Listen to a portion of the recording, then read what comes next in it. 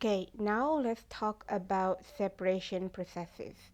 We're gonna talk about the basic of what is separation processes and how it differs from other physical processes. So let's think about two mixtures. Yes, let's talk about there's two kind of mixtures. The first one is heterogeneous mixtures. For example, you have salt, crystal salt, or salt um, with rock salt with a sand, and if you mix it together, in it's gonna be heterogeneous mixture, sorry, because what you can see in the salt crystal and the sand, you can still see the particles of the sand, but also you can see the particles of the salt mixture. So that is called heterogeneous mixtures. On the other hand, another homogeneous mixture is called, for example, air. So air is basically comprised of 21% of oxygen and 79% of nitrogen. You can't see and you can't separate it straightly about the air. So 21% of oxygen and 79% of nitrogen. So it is called homogeneous mixture. So, the separation of heterogeneous mixture is it is actually it is visually different, and it also has the different physical chemical properties. For example, the density of the sand is different with density of the salt, for example, and it is easy to separate. We can use centrifuge, we can use strainer, yeah, or in Indonesia we called it ayakan, or we can separate it. The difficulty is actually there's a big amount that need to be separated. So we usually use mechanical force, for example, a strainer or a centrifuge, like I said before.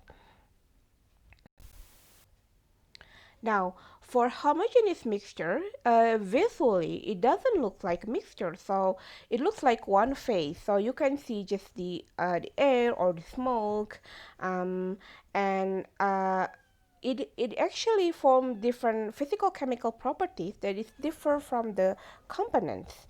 For example, if you have a mixture of salt and if you have a mixture of air, it will have different physical chemical properties compared to only pure oxygen or pure nitrogen, for example.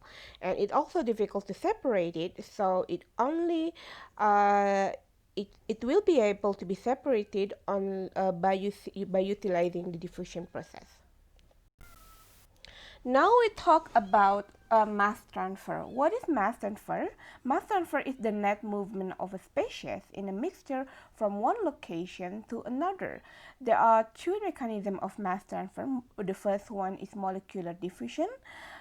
So if we think the particle is like we have a lot of random movement. Molecular diffusion is actually caused by random and spontaneous microscopic movement of molecule as is a result of thermal motion, and it also caused by eddy turbulence or eddy diffusion using by random macroscopic fluid motion. So we use the utilization of diffusion because the diffusion process can utilize the difference of the rate of diffusion of a compound in a medium. Let's say we have two compound A and compound B.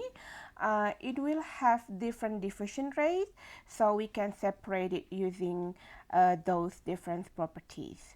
The second one, also diffusion process, can utilize interface diffusion that leads to equilibrium. At equilibrium, it generally have different composition at different phases. Now let's take a look at this graph. So let's say we have a mixture A and B, and A and B mixture is forced to break through a separation medium, for example membrane, and on the separation medium the diffusion of A is much faster compared to the diffusion rate of B.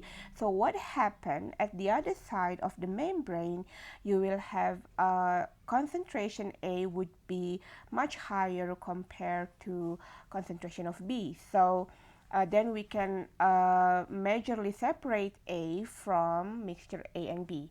Of course, the driving force will be needed to make this phenomena happen. Now, for the diffusion of species A with respect to B will occur because of driving forces. So what is the driving forces? It can be a concentration gradient, it can be pressure, it can be temperature, or it can be charged particles. So the utilization of interface diffusion is actually if we have two phases, for example, between water and oil, yeah.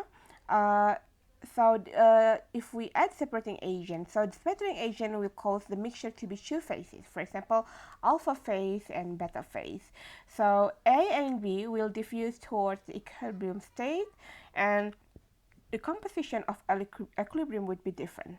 So the key separation for this case is the equilibrium phases and also the suitable separating agent. The separating agent can be mass or can be another phase, yeah, or it can be also energy.